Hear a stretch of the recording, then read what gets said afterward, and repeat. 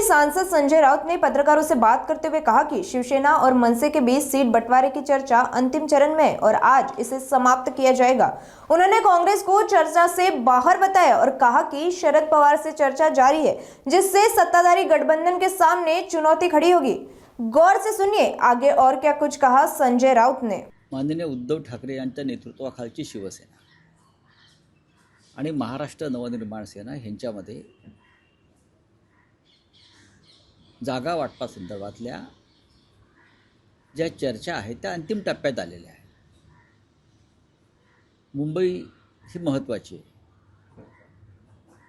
कालही आमची सविस्तर चर्चा झाली आणि बहुतेक आज ह्या चर्चेला पूर्णविराम मिळेल। आज कालसुद्धा बराच वेळ संध्याकाळनंतरसुद्धा मनसेचे नेते आणि शिवसेनेचे नेते मंडळ हे अंतिम हात फिरवण्यासाठी बसले आणि आज हा विषय संपायला हवा मुंबईचा, अशी आमची अपेक्षा आहे। याशिवाय ठाणे, कल्याण, डोंबिवली, पुणे, नाशिक इथे सुद्धा अंतिम टप्प्यात आलेल्या आहेत चर्चा आणि येत्या 1-2 दिवसामध्ये मला असं वाटतं की सगळं झाल्यावरती मग उद्धवजी आणि राजसाहेब बसतील आणि त्यानंतर तुम्हाला ज्या घोषणेची उत्सुकता लागून राहिलेली आहे ती घोषणा होईल। पण काही झालं तरी आमच्यामध्ये कोणताही विसंवाद नाही, गोंधळ नाही। जे सध्या समोर काय महायुतीमध्ये जे काय चाललं आहे हां, तसं आमच्याकडे अजिबात नाही आहे। आमचं घर दोघांचं आहे। आता काँग्रेस नाही आहे, त्यांना स्वबळ दाखवायचं आहे। शरद पवार साहेबांशी चर्चा होईल, पण मुख्य त्यातले जे मुंबईतले प्रमुख पक्ष आहेत ते शिवसेना आणि महाराष्ट्र नवनिर्माण सेना यांची आघाडी आणि ही आघाडीच सत्ताधाऱ्यांसमोर आव्हान उभं करेल आणि करत आहे। महाराष्ट्राला आणि मुंबईला जाग आणण्याचं काम ही आघाडी नक्की करेल। एका व्यासपीठावर दोन्ही नेते नक्की का नाही ना? स्वरूप कसं असं आहे की आतापर्यंत कितीतरी वेळा माननीय उद्धव ठाकरे आणि माननीय राज ठाकरे एकत्र आले आहेत ना।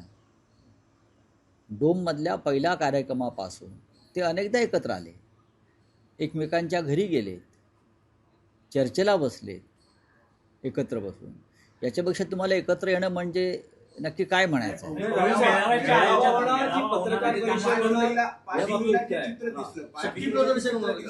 5 जूनला 5 जुलैला जे झालं असा मेळावा केला, अगदी तशाच प्रकारे युती जाहीर करण्यासाठी एक शक्ती प्रदर्शन होणार असं। शक्ती प्रदर्शन नक्की होईल। शक्ती प्रदर्शनाची तशी गरज नाही, हा शब्द आम्हाला योग्य वाटत नाही की उगाच आपला दंडावरच्या बेडक्या दाखवायच्या, तसं नाही आहे। पण जेव्हा घोषणा होईल मेळाव्याची पहिल्या, तेव्हा मुंबईतला मराठी माणूस हा तिथे तुम्हाला ओसंडून वाहताना दिसेल, याची मला खात्री आहे। अर्थात जागा वाटप आणि युतीची घोषणा ही कशा प्रकारे करावी, पत्रकार परिषदेत करावी की मेळाव्याच्या माध्यमातून करावी, त्याच्यावरती आमचा निर्णय आज होईल। राऊतसाहेब, शिवाजी पार्कवर सभेसाठी सर्वच पक्ष आग्रही आहेत। त्यात शिंदे शिवसेनेनेही महापालिकेकडे अर्ज केला आहे, मनसेनं केला आहे, शिवसेना उद्धव बाळासाहेब ठाकरे पक्षाने केला आहे। तर सांगता सभा प्रचाराची ही शिवाजी पार्क व्हावी ही सगळ्याच पक्षांची इच्छा आहे। नाही, हे आत्ता यांना बुडबुड यायला लागलेले आहेत। यापूर्वी शिवतीर्थावर अशा सभा फक्त शिवसेनाच करत आली प्रचाराच्या, मग सांगता असेल किंवा सुरुवात असेल। या शिंदे गटाचा काय संबंध आहे शिवतीर्थाशी? हां, शिंदे गटाचा शिवतीर्थाशी काय संबंध आहे त्यांना एकदा सांगावं। अमित शहानी पक्ष तुमचा ताब्यात दिला म्हणजे तुमचा शिवतीर्थाशी संबंध नाही। तुम्ही अमित शहाची टेस्ट्यूब बेबी आहात, बरं का? तुम्ही अमित शहाची टेस्ट्यूब बेबी आहात, तुमचा नॅचरल जन्म नाही आहे। चुनाव आयोगाचे डॉक्टर, सर्वोच्च न्यायालयाचे डॉक्टर यांनी एकत्र येऊन तुम्हाला जन्माला घातलेला आहे, तात्पुरता जन्म आहे, लक्षात घ्या. तुमची व्यवस्था तात्पुरती आहे. त्याच्यामुळे शिवतीर्थावरती आम्ही सभा घेणार वगैरे असे उगाच गर्जना करू नका. दुसरे भारतीय जनता पक्ष त्यांनी कधी सभा घेतल्या शिवतीर्थावर? सांगावं ना. शिवतीर्थाशी संबंध हा ठाकरेंचाच आहे. त्याच्यामुळे आम्ही किंवा महाराष्ट्र नवनिर्माण सेनेने केलेली मागणी जी आहे ही नैतिकदृष्ट्या आणि भावनिकदृष्ट्या योग्य आहे. तर त्यांचा जागा वाटपाचा पहिला टप्पा पुढे गेलेला आहे. कोणाचा? भाजप आणि शिंदेच्या शिवसेनेचा. तुमचा ते अजून टप्पाच खेळत आहेत बरं का. त्यांना टप्प्यातच राहू दे. काँग्रेस बघा, शिवसेना जी त्यांची आहे डुप्लिकेट, महाराष्ट्राचं भाजपा युनिट त्यांच्याबरोबर कोणत्याही पद्धतीनं काम करायला तयार नाही. हे अमित शहाने लादलेलं लग्न आहे. हां, ते मनानं मोडलेलं आहे. पण ही जी वधू आहे शिंदे, तिला काही करून भाजपच्या चरणाशी बसायचंच आहे. त्याच्यातून सगळे हे गोंधळ सुरू आहेत. साहेब, प्रचाराच्या राज ठाकरे उद्धव ठाकरे अशा संयुक्त किती सभा नक्की होणार. किती होती? माननीय उद्धव ठाकरे आणि माननीय राज ठाकरे यांच्या संयुक्त सभा मुंबईत होतील आणि मुंबईच्या बाहेर सुद्धा होतील. ती महाराष्ट्राची गरज आहे. फक्त मुंबई नाही तर ठाणे आहे, कल्याण डोंबिवली आहे, नाशिक आहे, पुणे आहे.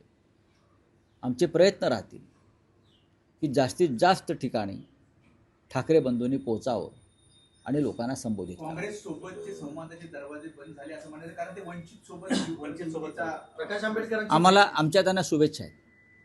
प्रकाश आंबेडकरांबरोबर त्यांची आघाडी होते आहे. आमच्या त्यांना शुभेच्छा आहेत. उद्धव ठाकरे यांचं दिल्ली हायकमांडशी बोलणं सुरू आहे काँग्रेसला सोबत घेण्यासंदर्भात. या क्षणी कोणतेही बोलणं सुरू नाही. आम्हाला ज्यांच्याशी बोलायचं होतं आम्ही त्यांच्याशी बोललेलो आहोत याआधी, आणि त्यांनी हे सर्व निर्णय पक्षाच्या स्थानिक लोकांवर सोडल्यामुळे ही चर्चा आता थांबली. मुस्लिम दलित वोट्स हे डिवाइड होतील. मला असं वाटत नाही. जातीयवादी आणि धर्मांध शक्तींशी शिवसेना आणि मनसेची युती लढू शकते चांगल्या प्रकारे आणि पराभव करू शकते. हे आमच्या दलित बांधवांना माहिती आणि मुस्लिम बांधवांना माहिती. शरद पवार सोबत असणार आहे. पवार साहेबांशी माझी आज उद्या चर्चा होईल. रावसाहेब, तुम्ही म्हणाल की या प्रश्नाशी तसा शिवसेना मनसेचा काही संबंध नाही, पण महायुतीतला एक प्रश्न असा आहे की एनसीपी अजित पवार गटाचं मुंबईचं नेतृत्व नवाब मलिक करत आहेत. त्यामुळे शिवसेना, शिंदे गट आणि भाजप यांनी त्यांना महायुतीत त्यांच्यावर मुंबई महापालिका निवडणूक लढवण्यास नकार दिलेला आहे. जर मलिक नेतृत्व हे ढोंग आहे. जसा त्यांचा पक्ष डुप्लिकेट आहे मेंढ्यांचा, तसं हा विचारसुद्धा डुप्लिकेट आहे. नवाब मलिक यांच्याबरोबर जेवणावळी होत आहे, त्यांच्या बैठका होत आहेत अंतर्गत, सर्व काही चाललं आहे. नवाब मलिक यांची एक कन्या सरकारला पाठिंबा देते आहे ना, सत्ताधारी पक्षात आहे. आणि तुम्ही ही ढोंगसोंग कशा करताय? हे थांबायला पाहिजे. नवाब मलिक हा विषय त्यांचा अंतर्गत आहे, अजित पवारांचा किंवा, पण ही कृपा करून राष्ट्रभक्तीची ढोंग करू नका. पण दिल्लीत अमित शहाची भेट घेतली प्रफुल्ल पटेल, सुनील तटकरेंनी, आणि इकडे अमित साठम असतील, आशिष शेलार असतील, ते म्हणतात आम्ही कदापि राष्ट्रवादीशी युती करणार नाही. बघा, प्रफुल्ल पटेल किंवा सुनील तटकरे दिल्लीमध्ये अमित शहाना भेटतात किंवा मोदींना भेटतात, यात नवीन काय आहे? त्यांच्या पक्षाच्या प्रमुखांना ते भेटत आहेत, त्यांच्या आश्रयदात्यांना भेटत आहेत, हां, त्यांच्या मायबापांना भेटत आहेत. हे मान्य केलं पाहिजे. आम्ही जातो का? आमचं सर्व काही मुंबई महाराष्ट्रामध्ये. मिंदे जातात, मिंदे जाऊन बसतात ना कृष्ण मेनन रोडच्या हिरवळीवर, गवतावर, आणि मग पांढऱ्या पॅन्टला गवत लावून येतात बसून. त्याच्यामुळे हे जे सगळे आहेत हे दिल्लीचे मिंदे आहेत. या सगळ्यांचं भारतीय जनता पक्षानं पायपुसणं केलेलं आहे दिल्ली आणि महाराष्ट्राच्या वाटेवरचं. रावसाहेब, एक मराठीतला विषय आहे की परवाच्या दिवशी संसदेत भाषण करताना दिग्विजय सिंग यांनी म्हटलं की पक्षांतर बंदी कायदा हा आणखी मजबूत करण्याची गरज आहे, की ज्या पद्धतीने आमदार फोडले जातात, त्यांनी शिवसेनेचं उदाहरण दिलं, शरद पवारांच्या एनसीपीचं उदाहरण दिलं. आणि जी मंडळी म्हणजे जे लोकप्रतिनिधी म्हणून निवडून येतात त्यांनी जर पक्षांतर केलं, पक्ष फुटला, तर अशा लोकप्रतिनिधींवर 6 वर्ष निवडणूक लढण्यावर बंदी घाला अशी मागणी. बघा, अशा प्रकारचे कठोर नियम आणि तरतुदी सध्याच्या पक्षांतर बंदी कायद्यामध्ये आहेत. पण निवडणूक आयोगच हरामखोर असेल. आमची अपेक्षा की निवडणूक आयोगाने हरिश्चंद्राच्या भूमिकेत असायला पाहिजे, पण ते हरामखोरांच्या भूमिकेत आहेत. आणि निवडणूक आयोग हरामखोर असल्यामुळे पक्षांतर बंदी कायदा जो बनवलेला आहे कठोर, त्याची अंमलबजावणी होत नाही. पक्षांतर बंदी कायद्याच्या 10व्या शेड्यूलनुसार घटनेतल्या मिंदेबरोबर गेलेले 40-42 लोक हे अपात्र ठरायलाच पाहिजे होते. हे घटनेच्या 10व्या शेड्यूलमध्ये असताना सुद्धा त्यांना वाचवण्याचा प्रयत्न हरामखोर निवडणूक आयोगाने केला, देशाच्या सुप्रीम कोर्टानं केला. अशा वेळेला कायदा काय करणार? कायदा यांच्या कोठीवर नाचतोय, नाचायला लावता येते आणि हे दौलतजादा करतायत हे सगळे लोक. दिग्विजय सिंग यांची तळमळ मी समजू शकतो, कारण मध्य प्रदेशमध्ये सुद्धा काँग्रेसला अशा प्रकारे फोडण्यात आलं. त्या माधवराव शिंदेच्या मुलाचा गट 22-23 आमदार जे फुटले ज्योतिराज शिंदे बरोबर, तेव्हाही तेच झालं, सरकार पाडलं गेलं. महाराष्ट्रात सुद्धा तेच झालं आणि इतर राज्यातसुद्धा झारखंडला सरकार पाडण्याचा प्रयत्न सुरू आहे. त्याच्यामुळे पक्षांतर बंदी कायदा किती कठोर केला तरी जोपर्यंत दिल्लीत आणि निवडणूक आयोगामध्ये हरामखोरांचं राज्य आहे तोपर्यंत हा कायदा त्यांच्या कोठीवर नाचवला जाईल. साहेब, एक आणखी विषय होता की सर्वत्र कुतूहल आहे. माजी मुख्यमंत्री पृथ्वीराज चव्हाण यांनी एक भाकीत केलंय की 19 डिसेंबरला देशात काहीतरी मोठं घडणार आहे. दिल्लीत मराठी माणूस पंतप्रधानपदी, त्यांचं ते एक राजकीय विश्लेषण आहे. पण 19 डिसेंबरला अमेरिकेच्या संसदेमध्ये किंवा बाहेर काही महत्त्वाचे गौप्यस्फोट होण्याची शक्यता, जे काही पेपर्स निघणार आहेत तिथून, कुठलं पेगासस एप्टिमिस्ट की असं काहीतरी तो उद्योगपती आहे, त्याच्यामार्फत काही भारतासंदर्भातली महत्त्वाची माहिती समोर येणार आहे आणि खास करून पंतप्रधान मोदी आणि भाजप संदर्भात, असं अमेरिकेच्या किंवा आंतरराष्ट्रीय स्तरावरती चर्चा सुरू आहे. आणि ही माहिती अत्यंत स्फोटक, धक्कादायक आणि अंधभक्तांना कायमची कोमात पाठवणारी माहिती आहे, अशी माझी माहिती आहे. त्यानंतर जी फजिती होणार आहे भाजपची आणि त्यांच्या नेत्यांची, त्याच्यामुळे किती प्रयत्न केला तरी त्यांना सत्तेत राहता येणार नाही, अशा प्रकारचं एक विश्लेषण समोर आलं. पृथ्वीराज चव्हाण हे या बाबतीतले तज्ज्ञ आहेत, कारण त्यांनी अनेक स्तरांवर काम केलेलं आहे. त्यांची माहिती बरोबर आहे, आमची माहिती तीच आहे. त्याच्यामुळे आज कोणतरी म्हणाले की अमित शहांना ताप आला 102.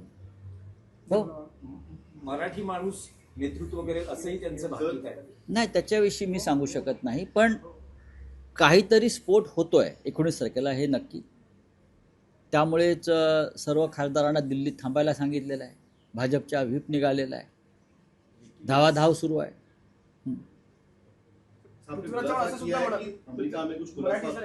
अमेरिका में कहा है कि कुछ देखिए 19 दिसंबर को कोई एक बड़ा विस्फोट राजनीतिक होने वाला है, ऐसी चर्चा इस देश में चल रही है और उसका केंद्र बिंदु अमेरिका में है. जब भूकंप होता है तो कोई केंद्र बिंदु होता है, तो वो केंद्र बिंदु अमेरिका में है.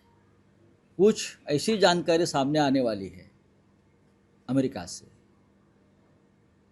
वो जानकारी सामने आने के बाद नरेंद्र मोदी सत्ता में नहीं रह सकते, इस प्रकार की चर्चा है. पृथ्वीराज चव्हाण जी ने भी कहा है, तो मुझे लगता है कि हम इंतजार करेंगे. मनरेगा जो है वो राम जी ये नाम से बढ़ जाएगा, किस तरह देखते हैं? उनको राम नहीं बचाएगा. महात्मा गांधी से बारे में इतना द्वेष, इतना तिरस्कार हमने कभी देखा नहीं. पूरा विश्व जिस गांधी जी के चरणों में बैठा है, उनकी विचार को फॉलो करता है, लेकिन अपने खुद के गांधी के देश में नरेंद्र मोदी गोडसे के बाद गांधी की दूसरी हत्या मनरेगा का नाम बदल के मोदी जी ने की है. ये पाप है और उसकी कीमत मोदी जी को भुगतनी पड़ेगी। Thank you.